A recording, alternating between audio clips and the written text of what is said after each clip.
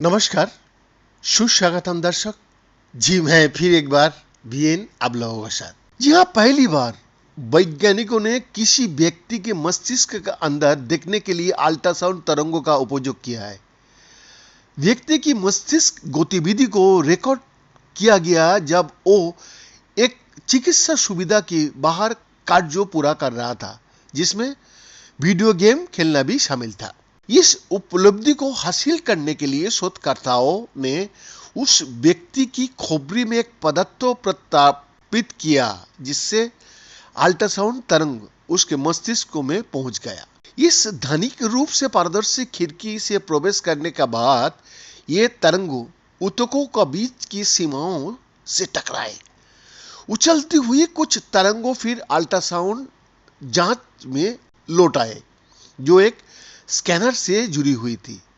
Data वैज्ञानिकों को ये समझने में मदद की कि आदमी के मस्तिष्क में क्या चल रहा था, ठीक उसी तरह जैसे अल्ट्रासाउंड स्कैन गर्भ में भ्रूणों को देख सकता है। टीम ने समय के साथ मस्तिष्क में रक्त की मात्रा होने वाली परिवर्तनों पर नजर रखी, विशेष रूप से मस्तिष्क के उन क्षेत्रों पर ध्यान केंद्रित किया जिन्हें पोस्टीरियर पैरेंटल कॉर्टिक्स और मोटर कॉर्टिक्स कहा जाता है।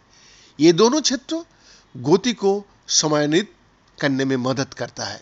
रक्त की मात्रा में परिवर्तन की आकलन करना मस्तिष्क कोशिकाओं की गतिविधि को अप्रत्यक्ष रूप से ट्रैक करने का एक नया तरीका है। ऐसा इसलिए है क्योंकि जब न्यूरॉन्स अधिक सक्रिय हो जाता है तो उन्हें अधिक ऑक्सीजन और पोषक तत्व की आवश्यकता होती है, जो रक्त वाहिकाओं द्वारा वितरित किया जाता है। यह अध्ययन गैर मानव प्राइमेट्स में पहले किए गए शोध पर आधारित है। अब एक व्यक्ति के साथ काम करते हुए वैज्ञानिक अल्ट्रासाउंड इमेजिंग का उपयोग करके एक आदमी के मस्तिष्क में होने वाली वो विभिन्न कार्यों की गतिविधि जैसे कि करने में सक्षम थे। Connect the dots video game खेलना और गिटार बजाना।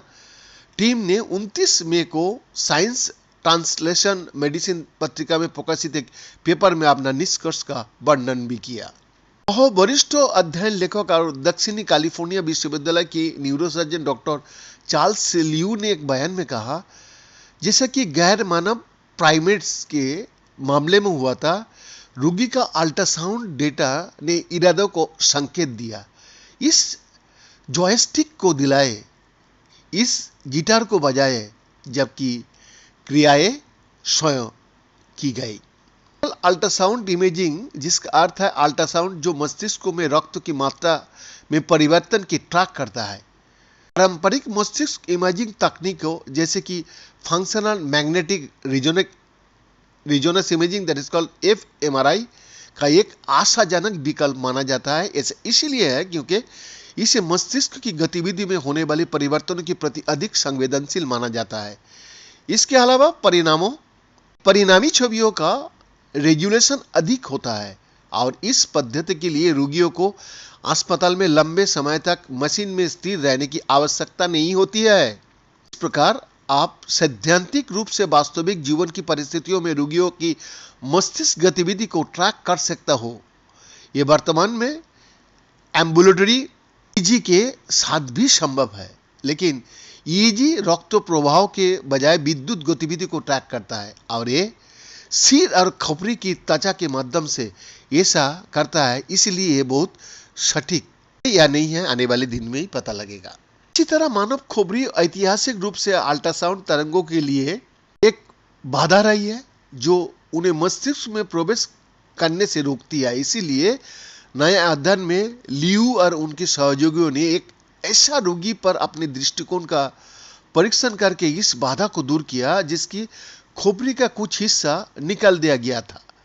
ये एक गंभीर दर्दनाक मस्तिष्क की चोट यानी कि टीबीआई के बाद उसके मस्तिष्क में दबाव को कम करने के लिए ये किया गया था। बीएन का एक्सक्लूसिव रिपोर्ट।